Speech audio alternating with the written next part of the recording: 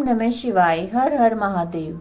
सावन के इस पवित्र महीने में आज की शिव महापुराण की कथा में आप सभी शिव भक्तों का हार्दिक स्वागत है। तो आइए महादेव और माता पार्वती के चरणों में प्रणाम करके हम आगे की जो कथा है उसे आगे बढ़ाते हैं। ब्रह्मा जी कहते हैं, नारद भगवान शंकर अपने स्थान को पर चले जाने पर सखियों सहित पार्वती भी अपने रूप को सफल करके महादेव जी का नाम लेती हुई पिताजी के घर चली गई। पार्वती का आगमन सुनकर मैना और हिमाचल दिव्य रथ पर आरूढ़ होकर हर्ष से विहल होकर उनकी अगवानी के लिए चले। पुरोहित, पुरवासी, अनेक सखियां और अन्य सभी संबंधी भी आ पहुंचे। पार्वती के सारे भाई मैनाक आदि बड़े हर्ष के साथ जय जयकार करते हुए उन्हें घर ले जाने के लिए गए। इसी बीच पार्वती अपने नगर के निकट आ गई। नगर में प्रवेश करते समय शिवा देवी ने माता पिता को देखा, जो अत्यंत प्रसन्न और हर्ष से विहलचित होकर दौड़े चले आ रहे थे। उन्हें देखकर हर्ष से भरी हुई काली ने सखियों सहित प्रणाम किया। माता पिता ने पूर्ण रूप से आशीर्वाद देकर पुत्री को छाती से लगा लिया। ओ मेरी बच्ची, ऐसा कहकर प्रेम से विहल होकर रोने लगे। तत्पश्चात अपने घर की दूसरी स्त्रियां तथा भाभियों ने भी बड़ी प्रसन्नता के साथ प्रेम से उन्हें भुजाओं में भरकर भेंटा। देवी, तुमने अपने कुल का उद्धार करने वाले उत्तम कार्य को अच्छी तरह से सिद्ध किया है। तुम्हारे सदाचरण से हम सब लोग पवित्र हो गए हैं। ऐसा कहकर सब लोग हर्ष के साथ पार्वती की भूरी भूरी प्रशंसा करते हुए उन्हें प्रणाम करने लगे। दोनों ने चंदन और सुंदर फूलों से शिवा देवी का आनंद पूजन किया और उस अवसर पर विमान पर बैठे हुए देवताओं ने पार्वती को नमस्कार करके उन पर फूलों की वर्षा करते हुए स्तुति की। नारद, उस समय तुम्हें भी एक सुंदर रथ पर बिठाकर ब्राह्मण आदि सब लोग नगर में ले गए। फिर ब्राह्मणों, सखियों और दूसरी स्त्रियों ने बड़े आदर के साथ शिवा का घर के भीतर प्रवेश करवाया। स्त्रियों ने उनके ऊपर बहुत सी वस्तुएं न्यौछावर की। ब्राह्मणों ने आशीर्वाद दिए। मुनीश्वर, पिता हिमवान और माता मेनका को बड़ी प्रसन्नता हुई। उन्होंने अपने गृहस्थ आश्रम को सफल माना और अनुभव किया कि कुपुत्र की अपेक्षा सुपुत्री ही श्रेष्ठ है। गिरिराज ने ब्राह्मणों और वंदी जनों को धन दिया और ब्राह्मणों से मंगल पाठ करवाया। मुने इस प्रकार पार्वती के साथ हर्ष भरे माता पिता, भाई और भौजाई भी घर के आंगन में प्रसन्नता पूर्वक बैठी। तदंतर हिमवान प्रसन्नचित से सबका आदर सत्कार करके गंगा स्नान के लिए गए। इसी बीच सुंदर लीला करने वाले भक्त वत्सल भगवान शंभु एक अच्छा नाचने वाला नट बनकर मेनका के पास गए। उन्होंने बाएं हाथ में सींग और दाहिने हाथ में डमरू ले रखा था। पीठ पर कतरी रख छोड़ी थी, लाल वस्त्र पहने और भगवान रुद्र नाच और गान में अपनी निपुणता का परिचय दे रहे थे। सुंदर नट का रूप धारण किए हुए भगवान शिव मेनका के पास बैठी हुई स्त्रियों की टोली के समीप सुंदर नृत्य किया और अत्यंत मनोहर नाना प्रकार के गीत गाए। उन्होंने वहां सुंदर ध्वनि करने वाले शंख और डमरू को बजाया। नाना प्रकार की बड़ी मनोहारिणी लीला की। नटराज की उस लीला को देखने के लिए नगर के सभी स्त्री, पुरुष, बालक, वृद्ध सहसा आ पहुंचे। उन्हें उस सुमधुर गीत को सुनकर और उस मनोहर उत्तम नृत्य को देखकर वहां आए हुए सब लोग तत्काल मोहित हो गए। मैना भी मोही गई। उधर पार्वती ने अपने हृदय में भगवान शंकर का साक्षात दर्शन किया। वे त्रिशूल आदि चिन्ह धारण किए अत्यंत सुंदर दिखाई देते थे। उनका सारा अंग विभूति से विभूषित था। वे हड्डियों की माला से अलंकृत थे और उनका मुख सूर्य, चंद्र, अग्नि रूप 3 नेत्रों से उद्भासित था। उन्होंने नाग का यज्ञोपवीत धारण किया था। उनके उस सूरमय रूप को देखकर दुर्गा प्रेमावेश से मूर्छित हो गई। गौर वर्ण विभूषित दीन बंधु, दया सिंधु और सर्वथा मनोहर महेश्वर पार्वती से कह रहे थे कि वर मांगो। अपने हृदय में विराजमान महादेव जी को इस रूप में देखकर पार्वती देवी ने उन्हें प्रणाम किया और मन ही मन वर मांगा कि आप मेरे पति हो जाइए। प्रीति युक्त हृदय से शिवा को वैसा कल्याणकारी वर देकर वे पुनः अंतर्ध्यान हो गए और वहां पूर्ववत भिक्षा मांगने वाला नट बनकर उत्तम नृत्य करने लगे। उस समय मैना सोने की थाली में रखे बहुत से सुंदर रत्न लेकर प्रसन्नता पूर्वक देने के लिए गई। उनका वो ऐश्वर्य देखकर भगवान शंकर मन ही मन बड़े प्रसन्न हुए। उन्होंने उन रत्नों को स्वीकार नहीं किया। वे भिक्षा में उनकी पुत्री शिवा को ही मांगने लगे। पुनः कौतुक व सुंदर नृत्य एवं गान करने को उद्यत हुए। मैना उस भिक्षुक नट की बात सुनकर अत्यंत कुपित हो उठी और उसे डांटने फटकारने लगी। उनके मन में उसे बाहर निकाले देने की इच्छा हुई।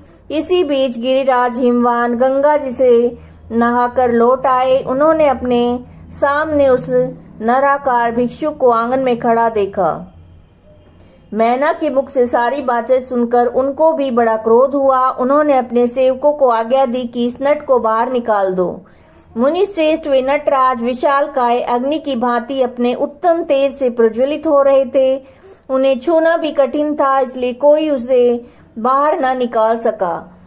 फिर तो नाना प्रकार की लीलाओं में विशाल उन भिक्षु शिरोमणि शैलराज को अपना अनंत प्रभाव दिखाना आरंभ किया। हिमवान ने देखा भिक्षु वहां तत्काल भगवान विष्णु का रूप धारण कर लिया है। उनके मस्तक पर किरीट, कानों में कुंडल, शरीर पर पीत वस्त्र शोभा पाते हैं। उनकी 4 भुजाएं हैं। हिमवान ने पूजा के समय गदाधारी श्री हरि को जो जो पुष्प आदि चढ़ाए थे वे सब उन भिक्षुक के शरीर और मस्तक पर देखे। तत्पश्चात गिरिराज ने उन भिक्षु शिरोमणि को जगत स्रष्टा चतुर्मुख ब्रह्मा के रूप में देखा। उनके शरीर का वर्ण लाल था। वैदिक सूक्त का पाठ कर रहे थे। तदंतर शैलराज ने उन कौतुककारी नटराज को एक क्षण में जगत के नेत्र रूप सूर्य के आकार में देखा। इसके बाद वे महान अद्भुत रुद्र के रूप में दिखाई दिए। उनके साथ देवी पार्वती भी थी। वे उत्तम तेज से संपन्न रमणीय रुद्र धीरे धीरे हंस रहे थे। फिर वे केवल तेजोमय रूप में दृष्टिगोचर हुए। उनका वो स्वरूप निराकार, निरंजन, उपाधि शून्य, निरीह एवं अत्यंत अद्भुत था। इस प्रकार हिमवान ने उनके बहुत से रूप देखे। इससे उन्हें बड़ा विस्मय हुआ और वे तुरंत परम आनंद में निमग्न हो गए। तदंतर सुंदर लीला करने वाले भिक्षु शिरोमणि ने हिमवान और मैना से दुर्गा को ही भिक्षा के रूप में मांगा।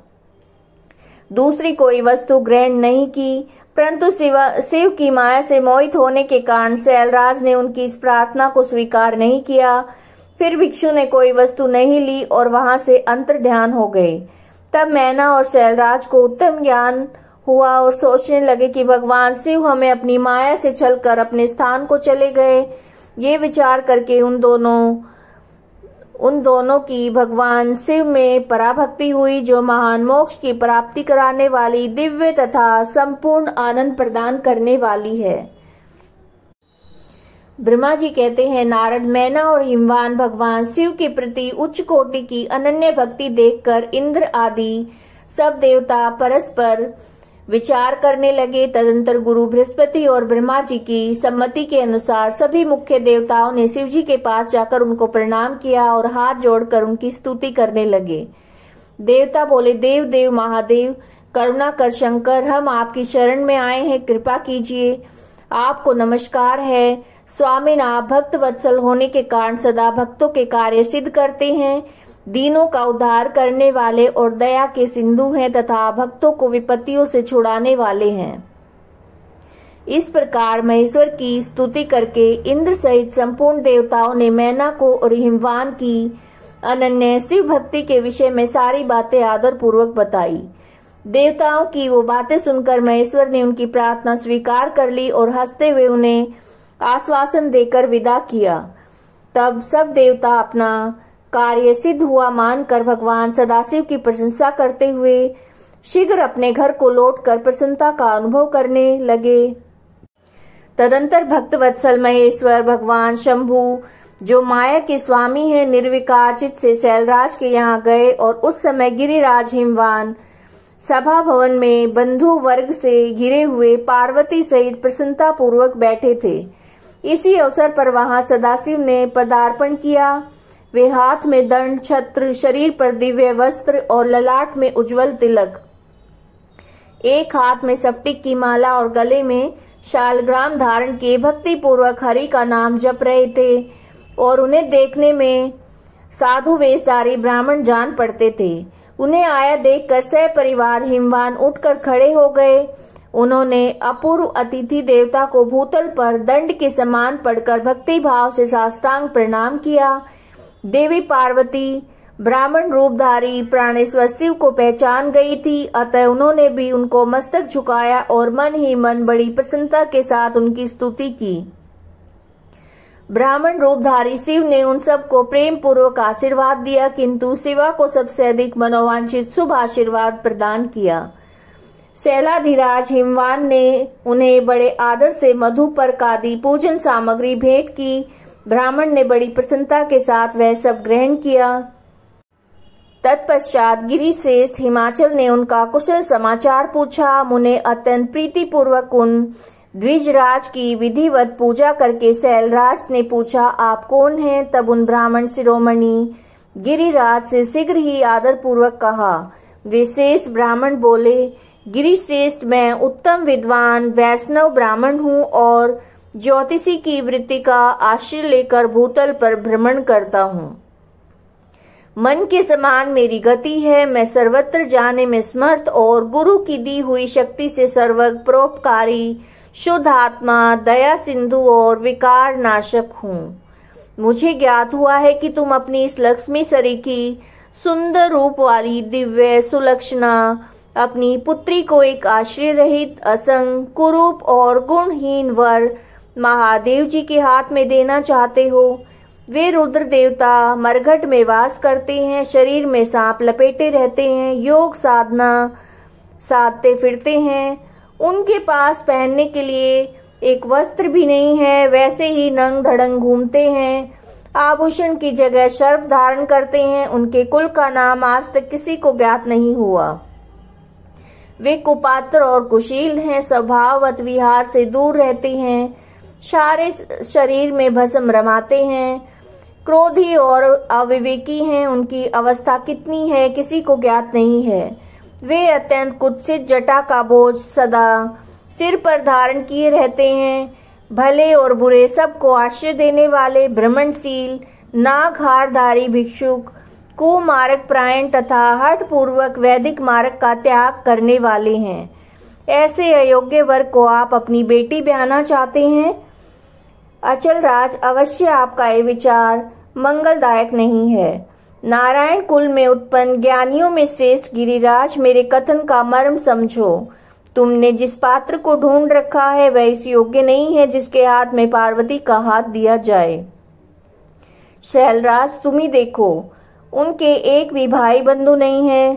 तुम तो बड़े बड़े रत्नों की खान हो, किंतु उनके घर में भूजी भांग भी नहीं है। वे सर्वथा निर्धन है। गिरिराज, तुम शीघ्र ही अपने भाई बंधुओं से, मैना देवी से, सभी बेटों और पंडितों से भी प्रयत्न पूर्वक पूछ लो, किंतु पार्वती से मत ना पूछना, क्योंकि उन्हें शिव के गुण दोष की परख नहीं है। ब्रह्मा जी कहते हैं, नारद, ऐसा कहकर वे ब्राह्मण देवता नाना प्रकार की लीला करने वाले शांत स्वरूप शिव ही थे। शीघ्र ही खा पीकर आनंद पूर्वक वहां से अपने घर को चले गए।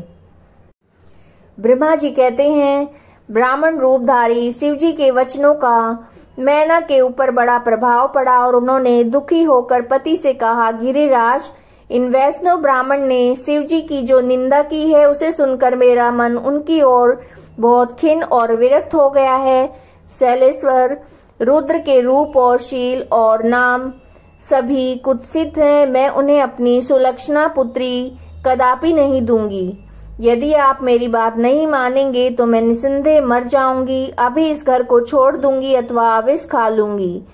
पार्वती के गले में फांसी लगाकर गहन वन में चली जाऊंगी अथवा महासागर में डुबो दूंगी, परंतु अपनी बेटी को रुद्र के गले में नहीं मरूंगी। ऐसा कहकर मैना तुरंत कोप भवन में चली गई और अपने हार को फेंक कर रोती हुई धरती पर लौट गई। इधर भगवान शिव को इस बात का पता लग गया तो उन्होंने अरुंधति सहित सब ऋषियों को बुलाया और मैना के पास जाकर उन्हें समझाने की आज्ञा दी। शिव जी का आदेश प्राप्त करके भगवान शिव को नमस्कार करके वे दिव्य ऋषि आकाश मार्ग से उस स्थान को चल दिए जहाँ हिमवान की नगरी थी। उस दिव्यपुरी को देखकर उन सप्तऋषियों को बड़ा विस्मय हुआ। वे हिमाचलपुरी की परस्पर प्रशंसा करते हुए सभी ऐश्वर्यों से भरे पूरे हिमवान के घर जा पहुँचे। उन सूर्य तुल्य तेजस्वी सातों ऋषियों को दूर से आकाश के रास्ते आते देखकर हिमवान को बड़ा विस्मय हुआ। वे बोले, ये 7 सूर्य तुल्य तेजस्वी मुनि मेरे पास आ रहे हैं। मुझे प्रयत्न पूर्वक इस समय इनकी पूजा करनी चाहिए। सबको सुख देने वाले हम गृहस्थ लोग धन्य हैं, जिनके घर पर ऐसे महात्मा ने पदार्पण किया करते हैं। ब्रह्मा जी कहते हैं, इसी समय वे मुनि आकाश से उतरकर पृथ्वी पर खड़े हो गए। उन्हें सामने देखकर हिमवान ने बड़े आदर के साथ आगे बढ़े और हाथ जोड़कर मस्तक झुकाकर उन सब ऋषियों को प्रणाम करके उन्होंने बड़े सम्मान के साथ उन सब की पूजा की और उन्हें आगे करके कहा, मेरा गृह आश्रम आज धन्य हो गया। यूं कहकर उन्हें बैठने के लिए भक्ति पूर्वक आसन लाकर दिया। जब वे आसन पर बैठ गए तो उनकी आज्ञा लेकर हिमवान भी बैठे और वहां उन ज्योतिर्मय महर्षियों से इस प्रकार बोले। हिमवान ने कहा, आज मैं धन्य हूँ, कृतकृत्य हूँ, मेरा जीवन सफल हो गया है। मैं लोक में बहुत से तीर्थों की भांति दर्शनीय बन गया हूँ, क्योंकि आप जैसे विष्णु रूपी महात्मा मेरे घर पधारे हैं। आप लोग पूर्ण काम हैं, हम दीनों के घरों में आपका क्या काम हो सकता है। तथापि मुझ सेवक के योग्य यदि कोई कार्य है तो कृपा पूर्वक उसे अवश्य कहें, उसे पूर्ण करने से मेरा जीवन सफल हो जाएगा। ऋषि बोले, शैलराज, भगवान शिव को जगत का पिता कहा गया है, शिवा जगत माता मानी गई है, अतः तुम्हें महात्मा शंकर को अपनी कन्या देनी चाहिए। हिमालय, ऐसा करके तुम्हारा जन्म सफल हो जाएगा, तुम जगत गुरु के भी गुरु हो जाओगे, इसमें संशय नहीं है। मुनीश्वर, सप्तऋषियों का वचन सुनकर हिमवान ने दोनों हाथ जोड़कर उन्हें प्रणाम करके इस प्रकार कहा।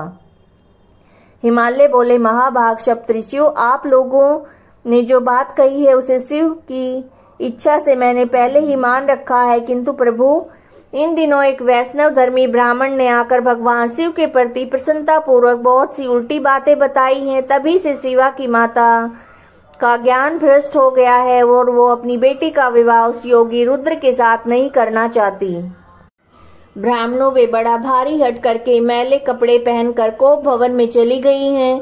समझाने पर भी समझ नहीं रही हैं। मैं उस वैष्णव ब्राह्मण की बात सुनकर ज्ञान भ्रष्ट हो गया हूँ। आपसे सच कहता हूँ, भिक्षु रूपधारी महेश्वर को बेटी देने की मेरी भी अब इच्छा नहीं है। ब्रह्मा जी कहते हैं, नारद मुनियों के बीच में बैठे शैलराज शिव की माया से मोहित होकर उपयुक्त बात कहकर चुप हो रहे। तब उन सप्तऋषियों ने शिव की माया की प्रशंसा करके मैना के पास अरुंधति को भेजा। पति की आज्ञा पाकर ज्ञानदायिनी अरुंधति देवी तुरंत उस घर में गई जहां मैना और पार्वती थी। जाकर उन्होंने देखा मैना शोक से आकुल होकर पृथ्वी पर पड़ी है। तब उन साध्वी देवी ने बड़ी सावधानी के साथ मधुर एवं हितकर बात कही।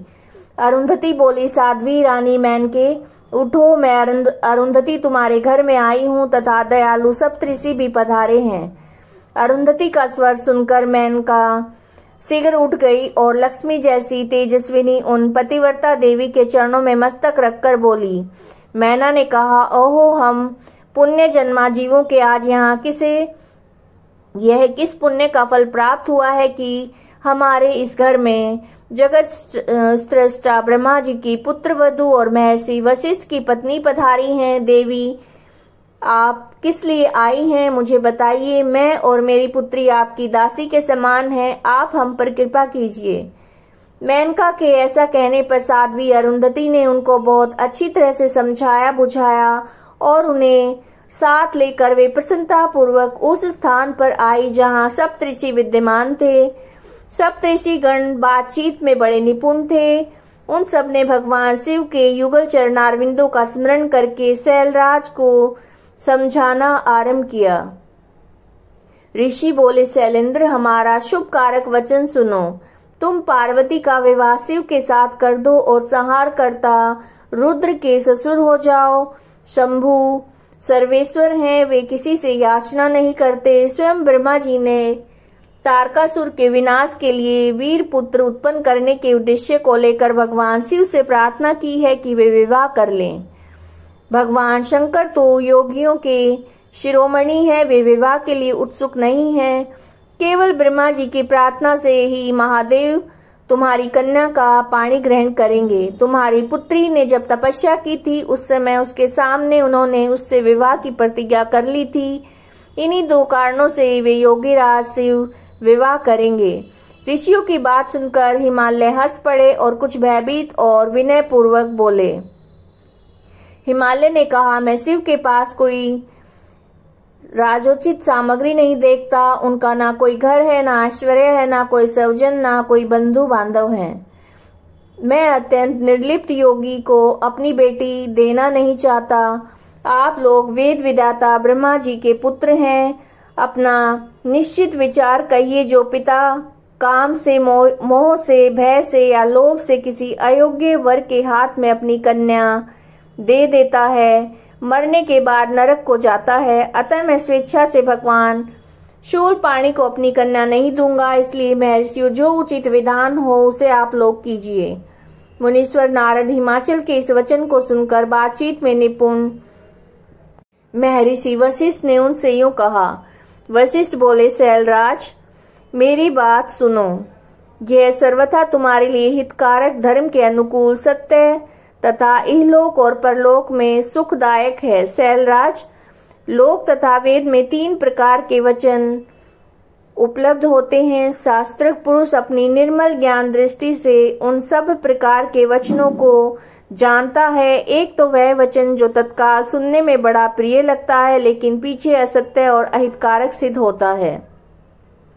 ऐसा वचन बुद्धिमान शत्रु ही कहता है, उससे कभी हित नहीं होता। दूसरा वह है जो आरंभ में अच्छा नहीं लगता, उसे सुनकर अप्रसन्नता होती है परंतु परिणाम में सुख देने वाला होता है। इस तरह का वचन कहकर दयालु धर्मशील बांधवजन कर्तव्य का बोध कराता है।